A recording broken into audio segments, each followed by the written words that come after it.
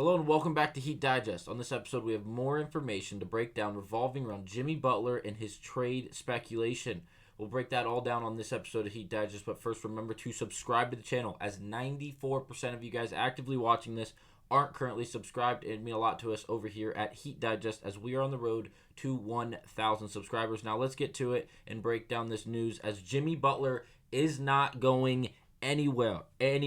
Well, that news coming from Jimmy Butler's agent just 2 days ago.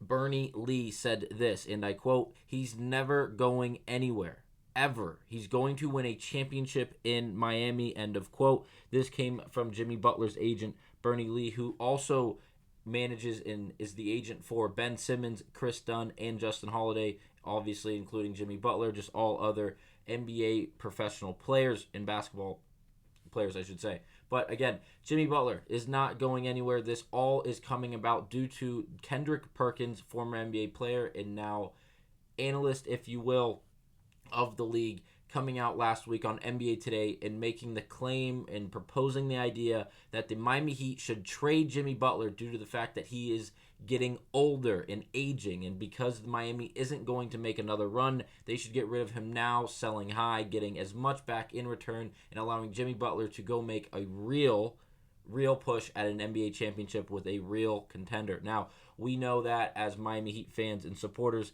that Kendrick Perkins is just a retired NBA player making ridiculous proposals and accusations, especially when it comes to the Miami Heat, as that is not it's just not giving us a fair look, as the Miami Heat do have a legitimate chance to make a championship run, let alone actually win the NBA championship this year. Now, for Jimmy Butler, he's averaging 21.5 points this year, 5 rebounds, 4.5 assists, while shooting 50% from the field. He has been just ridiculously efficient, and it's been great to see. Now, we're losing 7 in a row, and again, Jimmy Butler wasn't very active, especially for the first half of the season, due to the fact that he was going in and out of the lineup with injury. Now, he did come back. He has been playing, and we were on that 7-game losing streak. But as of the last 5 games, Jimmy Butler has been simply fantastic, even more fantastic than he has been really all year, averaging 25 points, 7 rebounds, and 4 assists over these last 5 games. And again, while doing this and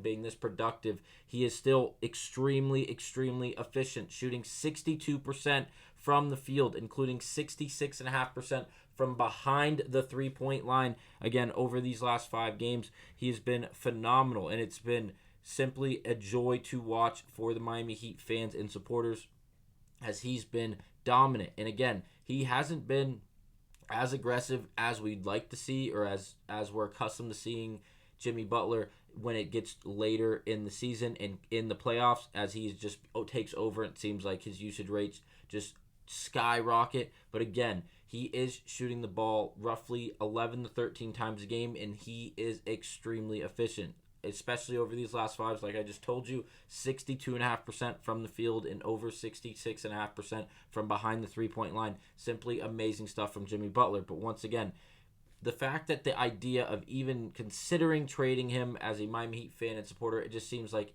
just some form of reach for Kendrick Perkins. Jimmy Butler isn't going anywhere, especially this season. Not if Pat Riley, Eric Spoelstra, and the rest of the Miami Heat organization had any plan on winning or even making some form of push. If we were to get rid of Jimmy Butler, I've made this crazy claim before just in the last few videos, but we're going to need an entire organization back for him. He is simply fantastic, and it's not just his skills and his production on the floor, but also off the floor, and really part-time on the floor as well. His leadership and his role that he plays outside of just the production that he gives. Yes, the production has been phenomenal, and he's been a fantastic basketball player in being effective while being efficient in his playing, but also he is a leader. He is a role model, and it seems like he demands attention when he speaks and when he walks into the room. Over the 7-game losing streak, it seems like nothing was going right for the Miami Heat. They had lost an identity. It seemed like with the bringing in of Terry Rozier in the 3 games that we had with him, they were all three of them were losses, and it seemed like we didn't make the correct move. And then a players-only meeting was held. Jimmy Butler and Bam Adebayo were at the forefront of that meeting. If you guys remember, we did cover it a few videos ago. And Jimmy Butler, once again, it was said that he was the most outspoken. He was to be heard by everyone in the locker room, and it's going to show as we've won our last two over the Washington Wizards and the Sacramento Kings, two games that we could have won and we ended up winning, which was great to see as, again, we were on a 7-game slide. We host the Los Angeles Clippers tonight, which is going to be another huge game for the Miami Heat as we are playing a legitimate contender in the Los Angeles Clippers, as they have been honestly, quietly one of the best teams in the NBA, especially over the last 2 months. The month of January, they dominated as they were winning way more than they were losing. And again, we were one of their we were one of their wins, one of our losses, as they did beat us the last time we did play. Again, we were missing a bunch of players due to injury in this game the first time we met, and it's going to be very interesting to see how this game plays out as Jimmy Butler, Bam Adebayo, and everyone else is healthy. Duncan Robinson is a game-time decision, and Jamal Cain is out for tonight's game,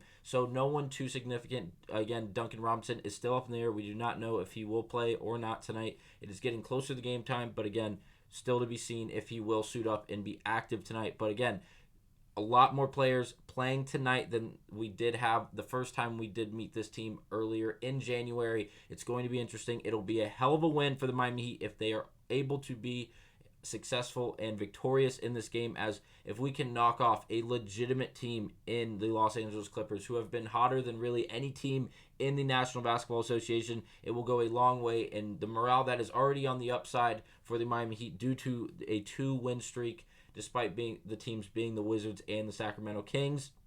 And again, it will go a long way, and it'll do more things for the morale as well as the overall spirit and attitude and energy that the Miami Heat bring to the team and to these games night in and night out. So that'll be it for this episode. Let me know what you guys think down in the comments how tonight's game against the Clippers will go, and I'll see you on the next one. Thanks for watching.